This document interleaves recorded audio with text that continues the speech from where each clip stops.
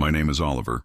I am 32 years old, and for as long as I can remember, my brother Marcus has always had a knack for making me feel small.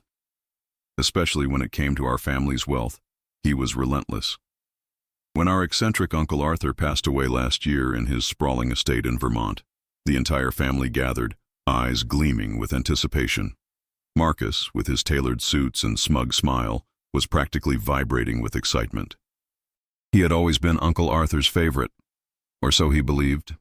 I, on the other hand, just felt a dull ache, a quiet sadness for a man who had been more of a mystery than a relative, a figure who had haunted the edges of our lives.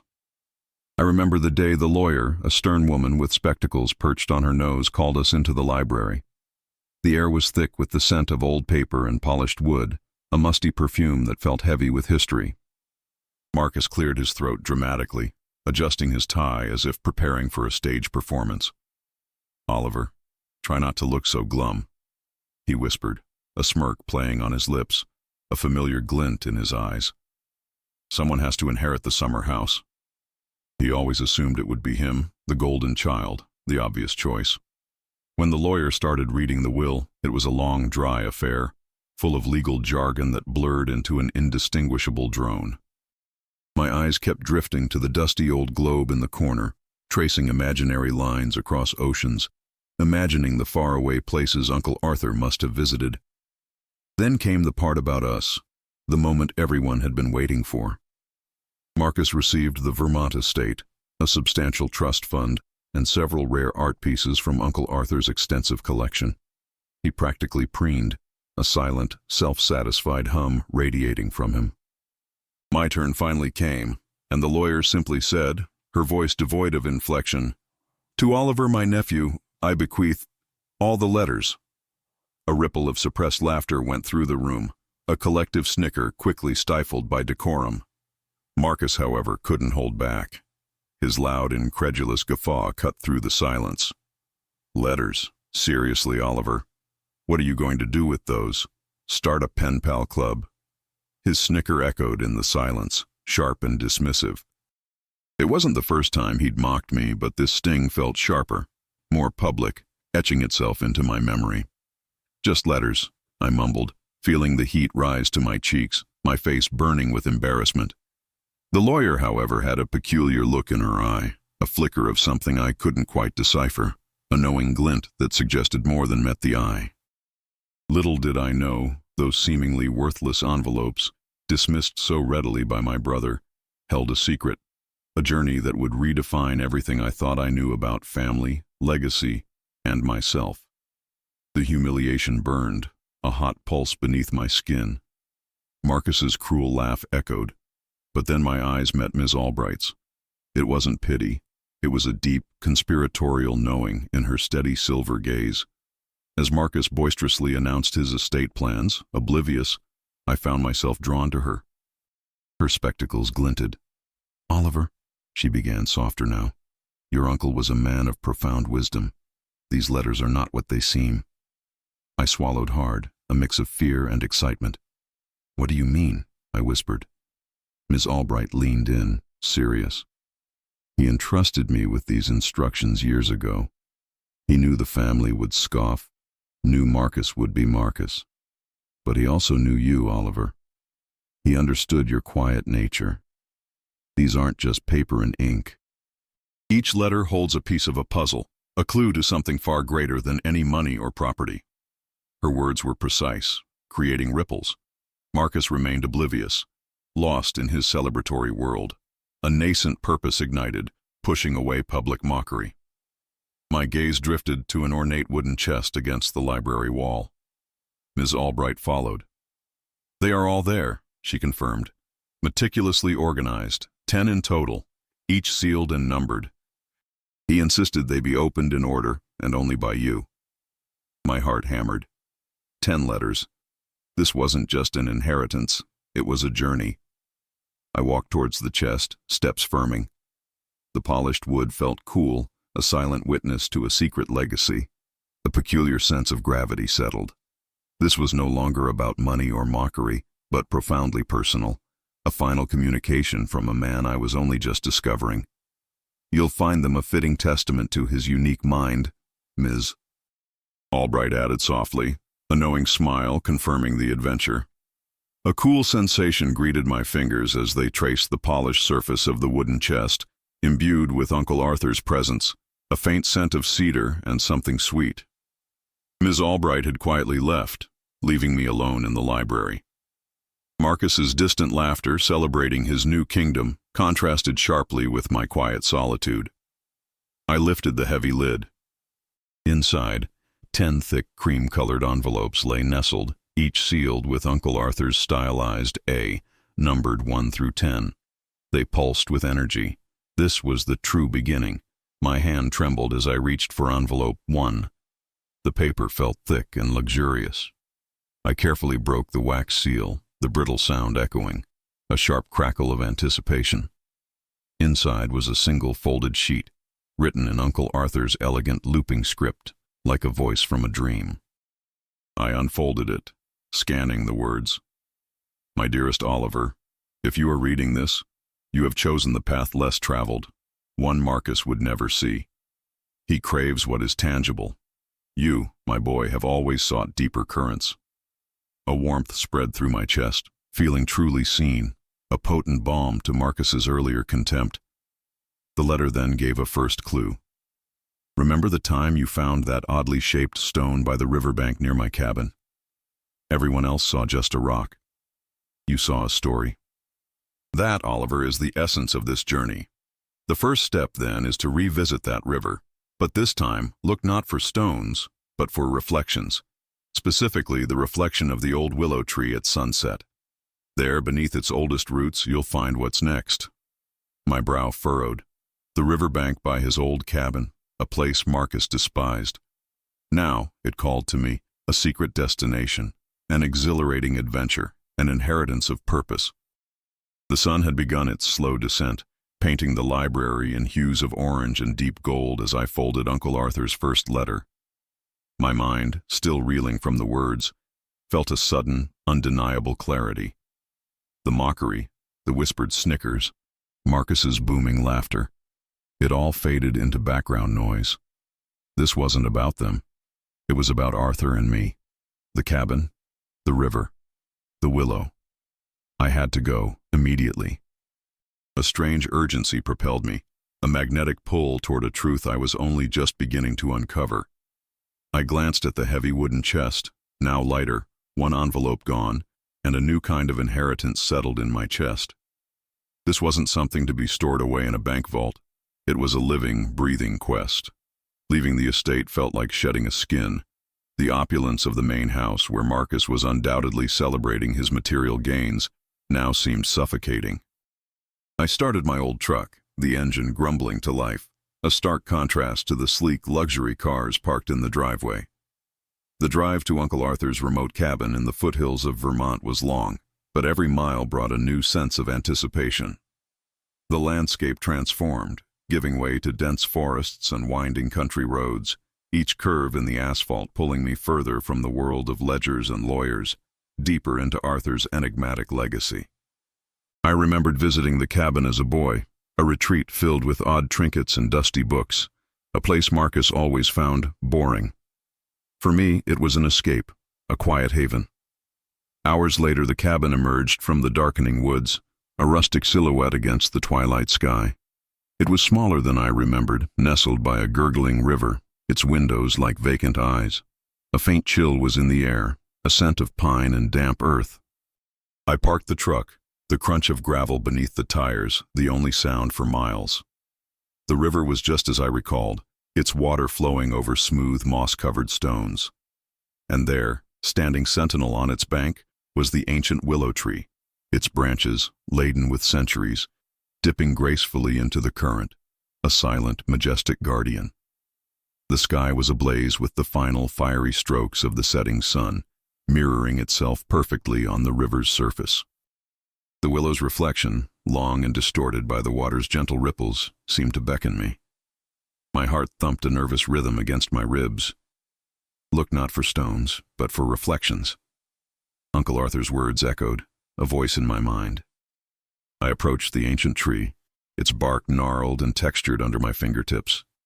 I knelt, pushing aside the thick curtain of its drooping branches, the air heavy with the scent of damp leaves and earth. My gaze swept along the ground, searching for the oldest roots, feeling the cool, soft soil. And there it was, not hidden deep, but gently nestled between two massive intertwined roots. Just beneath the surface of the loose soil, a small, polished wooden box. It was no larger than my palm, meticulously carved and worn smooth by time. A wave of exhilaration washed over me, a physical tremor. He knew I would find it. He trusted me. With trembling fingers, I unearthed the box, wiping away the clinging soil. The lid, when I opened it, revealed not money or jewels, but another folded cream-colored envelope, sealed with the familiar A. This was envelope number 2. A quiet smile touched my lips, a genuine, unburdened smile, unlike any I had worn in years. I carefully removed the second letter, the paper cool and crisp against my skin. The fading light made reading difficult, so I walked back towards the cabin, the little wooden box held close, feeling its weight, its promise. Inside, Uncle Arthur's elegant script greeted me again, more personal this time. "Oliver, my boy, you found it. I knew you would. That river, it always speaks to those who listen." Now for the next piece of this tapestry. Remember the old clock in the study? The one that never kept time? The one Marcus always dismissed as broken junk? It holds more than just dust. Listen carefully to its silence. The hands, frozen at a moment of truth, will guide you to a story whispered by forgotten gears. Its hidden message, held within the heart of its stillness, awaits your touch. My breath hitched. The old clock? The one Marcus had sneered at for years? This journey was truly just beginning. The journey back to the main estate felt different this time, not a retreat into humiliation, but a determined advance. The wooden box, cradled in my hand, was a physical manifestation of Uncle Arthur's faith in me. The cabin had been a sanctuary, but the estate, where Marcus now presided, was where the next clue awaited. As my old truck rumbled back into the manicured driveway, I could almost feel Marcus's disdain for my modest vehicle, a stark counterpoint to his own gleaming luxury car. I ignored it, my gaze fixed on the imposing house, specifically the wing that held the study. Navigating the grand hallways felt like walking through a museum of someone else's success. The air inside was still heavy with the scent of old money and polish, but it no longer felt stifling. Now, it hummed with possibility. I found the study door ajar, exactly as I'd left it after the will reading. My uncle's words echoed in my mind. Remember the old clock in the study? The one that never kept time? The one Marcus always dismissed as broken junk? I pushed the door open, the faint creak startling the silence. There it was in the corner, a tall, imposing grandfather clock. Its dark wood gleamed faintly in the artificial light, its face adorned with intricate brasswork. The hands were frozen, just as Arthur had described, at precisely 10 minutes past midnight. A thick layer of dust, almost a velvet shroud, covered its top. Marcus always walked past it with a dismissive wave, sometimes even muttering, "That old thing's worthless," just like Oliver's inheritance. His voice, in my memory, was a grating whisper. I approached it now, my fingers tracing the cold metal of its ornate casing. "Listen carefully to its silence," I murmured, recalling the letter. "How do you listen to silence?" I ran my hand over the dusty surface, a quiet reverence settling over me. The clock, silent for years, held a secret. I pressed my ear against its smooth wooden side, hearing only the faint hum of my own heartbeat. The hands, frozen at a moment of truth, will guide you to a story whispered by forgotten gears. I looked closely at the frozen hands. 10 minutes past midnight. A moment of transition, of new beginnings, perhaps. My gaze drifted to the brass pendulum, still and unmoving behind the glass. I noticed a small, almost invisible seam in the wood panel just above the pendulum. It was cleverly disguised, almost part of the grain, a testament to Uncle Arthur's meticulous nature. With careful fingers, I pressed along the seam. There was a soft, almost inaudible click, and a tiny segment of the panel swung inward, revealing a hidden compartment. My breath hitched. Inside, nestled on a bed of faded velvet, was not a third letter, but a small, intricately carved brass key. Its shaft was slender, its head shaped like a tiny, stylized A. My heart pounded with a renewed sense of wonder. This wasn't just about finding letters. It was a physical interaction, a hands-on puzzle. The key, warm now in my palm, felt significant, like a new layer to this unfolding adventure. Uncle Arthur hadn't just left me words. He'd left me tools, a path to follow, a trust to fulfill. The clock, once a symbol of stagnation and Marcus's mockery, had become a gateway. I turned the key over in my hand, its weight surprisingly substantial. What door did it open? What hidden chamber or forgotten drawer awaited its touch? The silence in the study was no longer empty, but filled with the silent promise of discovery. The brass key felt unexpectedly heavy in my hand, a small, cold promise against my palm. The study, once a mausoleum of forgotten things, now hummed with a quiet energy, an echo of Uncle Arthur's inventive spirit. Marcus, I knew, would never have noticed the seam on the clock, let alone pressed it. He'd have called it dust-laden junk, as he had so many other things in this house. But Arthur knew me, knew my inclination to look closer, to seek the hidden. My gaze swept across the room, taking in the mahogany desk, the overflowing bookshelves, the antique globe. Where would a man like Arthur hide something that required such a key? I walked towards the grand desk, its surface gleaming under the muted light, scarred with the history of countless letters written and plans laid. Each ornate drawer pull seemed to mock me with its conventionality. I tried the key on the central drawer, then the ones to either side, but it didn't fit. The key, however, felt distinct, almost like a specific puzzle piece, its A-shaped head too unique for any standard lock. I ran my fingers along the smooth, dark wood, searching for any imperfection, any subtle variation in the grain. A faint scent of old pipe tobacco lingered, a ghostly reminder of Uncle Arthur. My fingers brushed against a section of the desk's side panel, near the bottom. It felt slightly different, a fraction of a millimeter recessed. My heart gave a little jolt. I pressed lightly, testing, and felt a tiny give. It wasn't a drawer, but a camouflaged panel. With a soft click, it sprang open, revealing a narrow, hidden compartment nestled within the thick wood.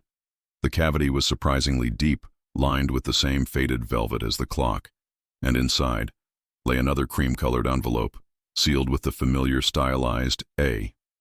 This was it. Envelope number 3. My hands trembled as I carefully extracted the letter. This felt less like a quest for treasure and more like a conversation with a ghost, a final, elaborate message from a man who chose riddles over direct pronouncements. I broke the wax seal, the soft crackle echoing in the suddenly heavy silence of the study. The paper felt like a direct link, its subtle texture a tactile memory of Arthur. His elegant script filled the page, immediately pulling me into his world. "Oliver," it began, "my dear boy, you are proving yourself worthy of far more than any sum of money could represent. That key, like true insight, often unlocks what is overlooked. You seek not just answers, but understanding." The letter continued, his words unfolding like a carefully told tale. "Marcus sees only what is presented. You, my quiet observer, see the layers beneath. Now, for the next piece of this tapestry, remember the small antique music box in the sunroom, the one with the chipped porcelain dancer. Everyone thought it broken, dismissed it as a useless trinket, but it still holds a melody, a silent tune awaiting a knowing touch. Listen closely to the memory it holds, not the sound it makes. Within its silence, a story of an old friend is woven, and a name, whispered into its tiny gears, will be your next guide." My brow furrowed, a rush of childhood memories flooding my mind. The sunroom, the music box, I could almost picture it, the chipped porcelain dancer, eternally poised, gathering dust on a forgotten shelf. Marcus had indeed once tried to play it, scoffing when it produced no sound, declaring it utterly worthless. Uncle Arthur's deliberate choice of items, each one seemingly insignificant to others, felt like a personal challenge, a test tailored just for me. A renewed sense of purpose ignited within me, brighter than the fading light outside. This wasn't just about the inheritance anymore. It was about honoring a man who saw me, truly saw me, when no one else did. I folded the letter carefully, tucking it back into the hidden compartment for a moment, letting the words resonate. The music box. It meant leaving the hushed confines of the study, venturing into a brighter, more open space in the house, a space that felt entirely different.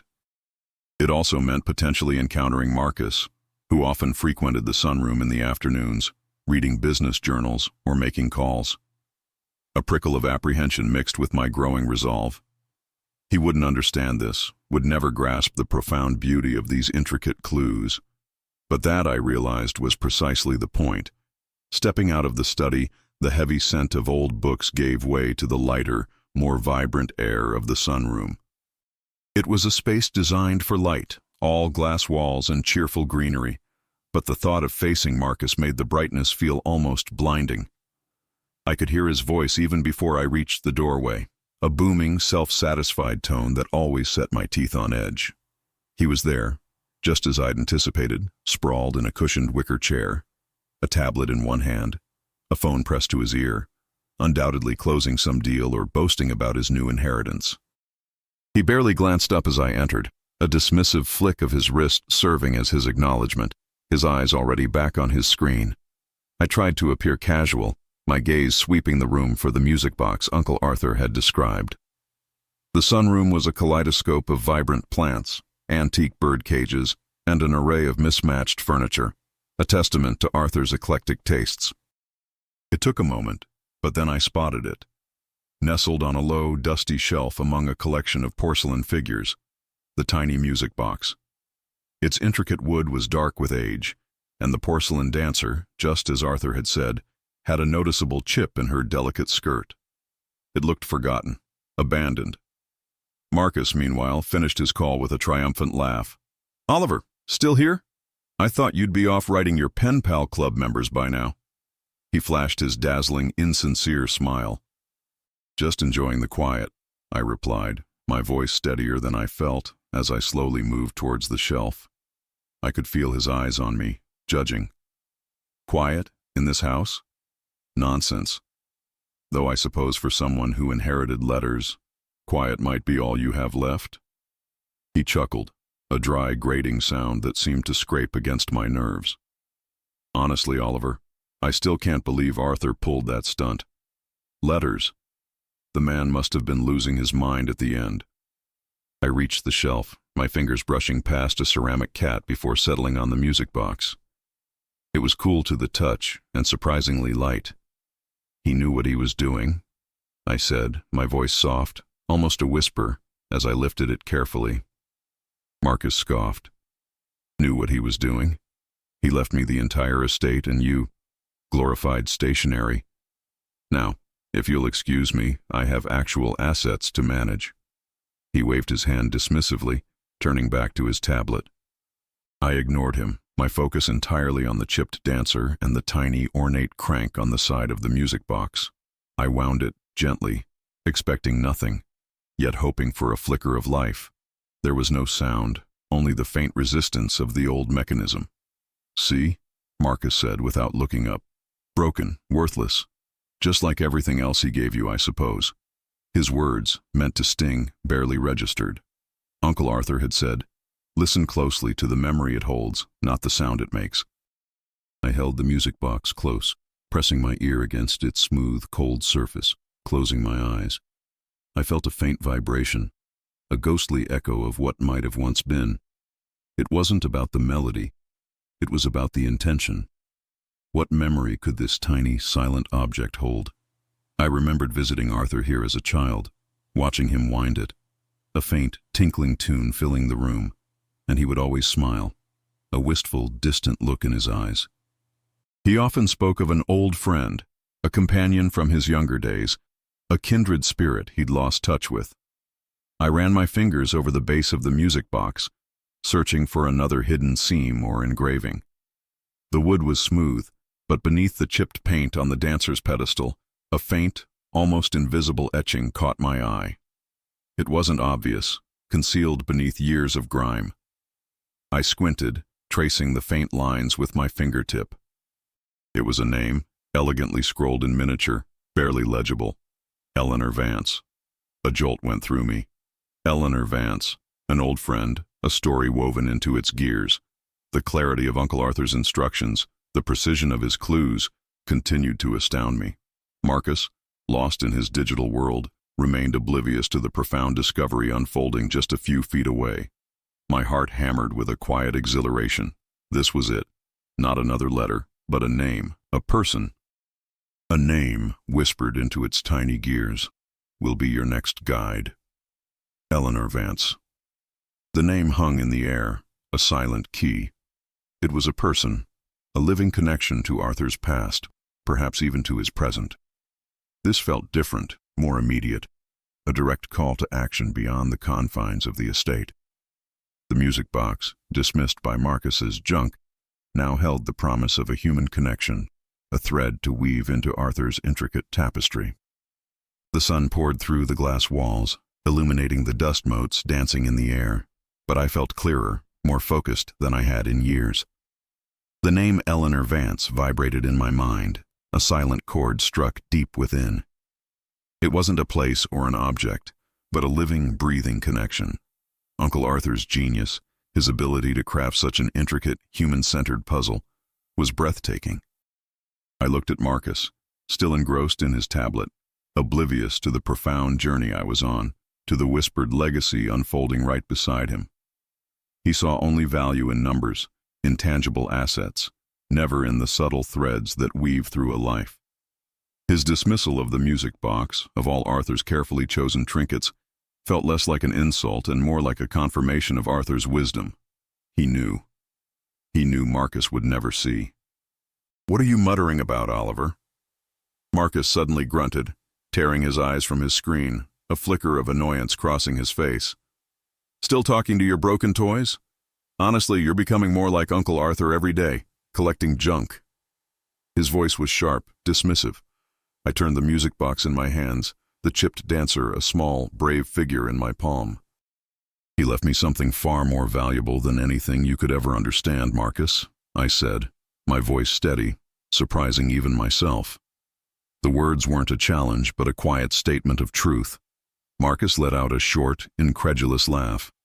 "Valuable? Letters? A broken music box?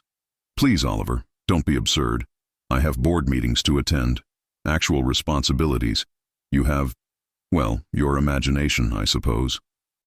He shook his head, a pitying smile on his lips, then returned to his screen, clearly believing the conversation was over. But it wasn't. For me, it was just beginning. Eleanor Vance. The name resonated with a purpose I hadn't felt in years. This wasn't a quest for a hidden vault of money. It was a search for a story, for the person who held a key to Uncle Arthur's heart, a piece of his untold history. I carefully placed the music box back on the shelf, a silent promise made to the chipped dancer and to Arthur. The sunroom, once a bright cage, now felt like a launching pad. Finding Eleanor Vance wouldn't be as simple as looking under a root or behind a panel. This required actual detective work, a foray into the real world beyond the estate's walls. My first thought was the internet, that vast digital ocean where every piece of information eventually surfaces.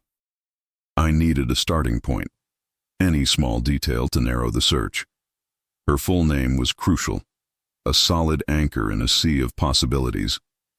As I walked out of the sunroom, leaving Marcus behind in his self-made kingdom of wealth, I felt an exhilarating sense of freedom. The air outside, though, still seemed to hum with the energy of this new direction. My old truck felt like a trusty steed as I drove away from the estate, the grand house shrinking in my rearview mirror until it was just another dot on the landscape. I needed a quiet place, somewhere I could think, somewhere I could access information without Marcus's judgmental gaze.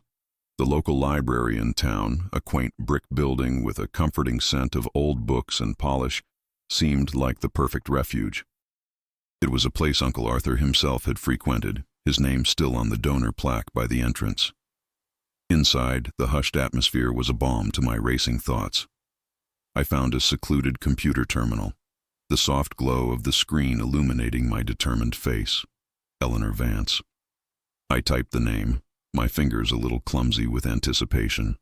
The search results cascaded down the screen, a bewildering array of names, many with no discernible connection to Vermont or Uncle Arthur. It was like trying to find a single grain of sand on a vast beach. I added Vermont to the search, hoping to narrow the field. The results thinned considerably, but still, too many. Then I remembered something from Uncle Arthur's letter. A story of an old friend is woven. This wasn't just any Eleanor Vance. It was someone significant to him, someone from his past. I needed to think like Arthur, to find a pattern, a hidden thread. What did he value most? What were his passions?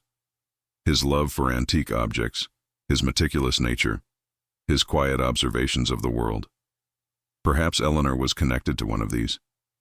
I scrolled through the results, my eyes scanning for any unusual details, any hint of a shared interest with Arthur. There was an Eleanor Vance, retired archivist, an Eleanor Vance antique dealer, and an Eleanor Vance botanist. The antique dealer caught my eye. Arthur collected unique items, and he loved a good story behind them. Could it be?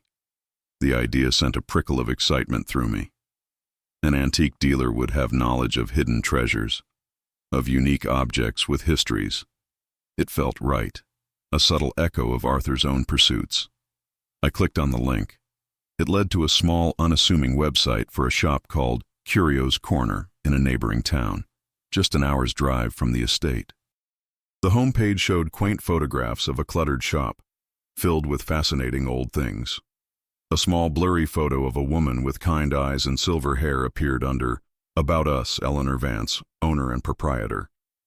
My heart gave a powerful thump. This was it.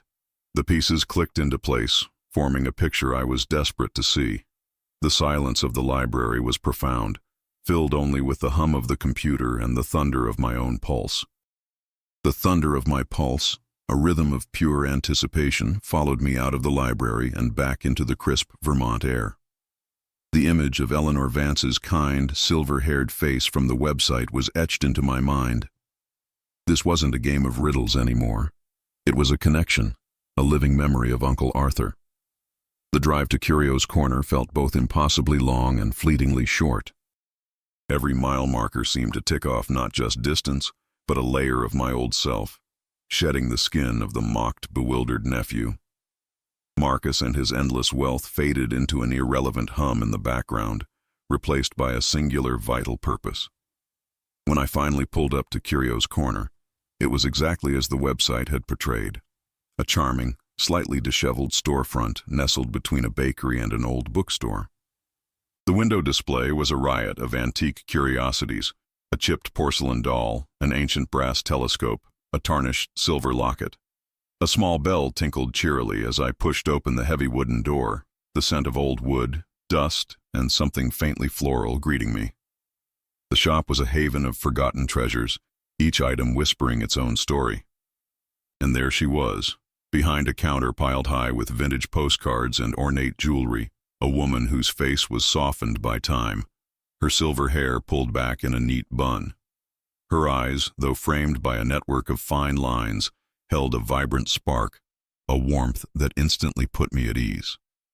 She looked up, a gentle smile gracing her lips. "Welcome to Curio's Corner," she said, her voice soft, like rustling leaves. "Can I help you find something specific, or are you just browsing?" My voice, when I spoke, felt a little hoarse, charged with the weight of the moment.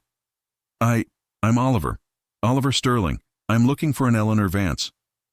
I watched her face, a flicker of recognition, a subtle shift in her gaze, telling me I had found the right person. Her smile widened, a genuine warmth radiating from her. "You've found her. Anne Sterling. I know that name.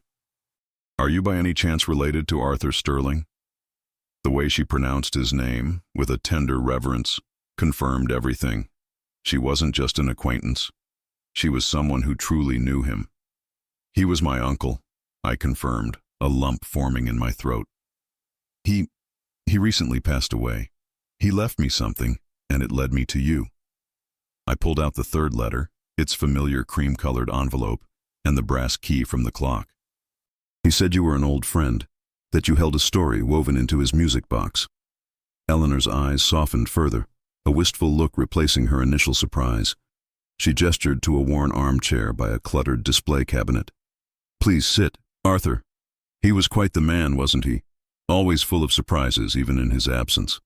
She paused, her gaze resting on the letter and key in my hand. A music box, you say, with a chipped dancer. I remember that one. He bought it here, decades ago for me. It was our inside joke, you see. He'd always say it played the most beautiful silent melody. He said it had your name etched into it, I added, feeling a profound sense of connection settling between us. Ah, yes, he always had a flair for the dramatic. She chuckled softly, a sound like wind chimes. Eleanor Vance, his partner in crime, as he liked to call me. We spent years traveling together, searching for rare books and forgotten artifacts. We shared a passion for the stories objects held, the whispers of history they carried. Her eyes welled slightly, but a smile remained. Arthur didn't believe in monetary wealth alone. He believed in wealth of experience, of knowledge, of connection. He left my brother, Marcus, the estate and a fortune, I explained, the words feeling foreign and distant now. He left me letters, clues to something else. He said I sought deeper currents, that I listened. I looked down at the letter in my hand. And he said you were a story, a guide.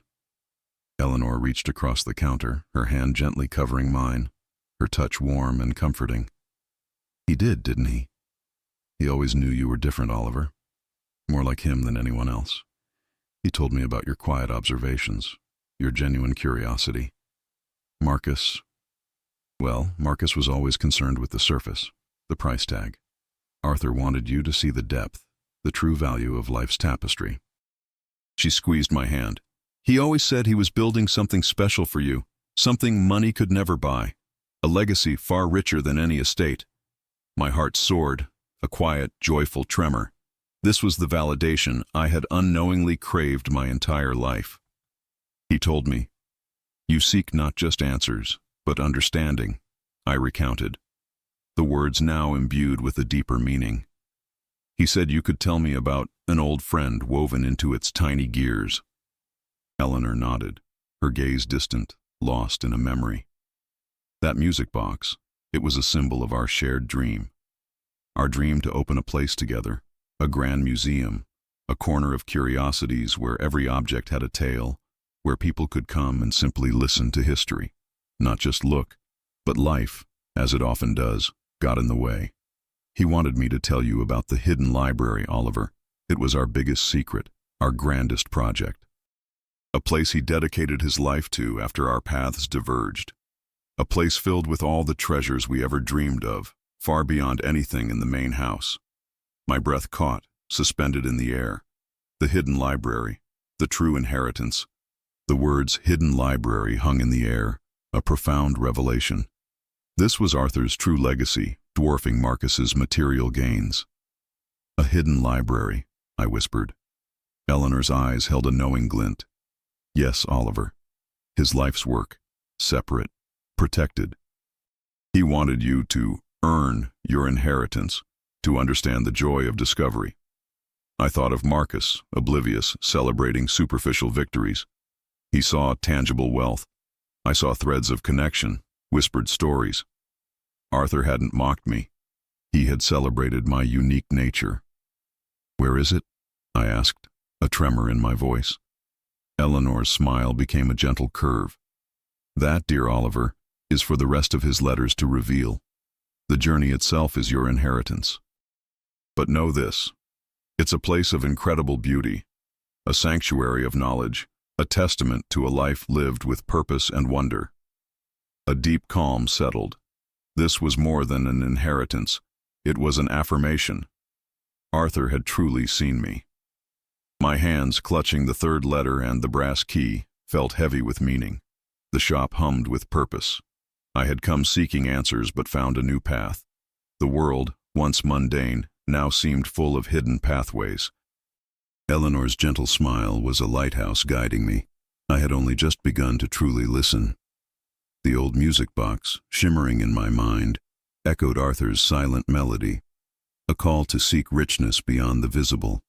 And so, as the afternoon light deepened, I knew my path was clear. The hidden library awaited.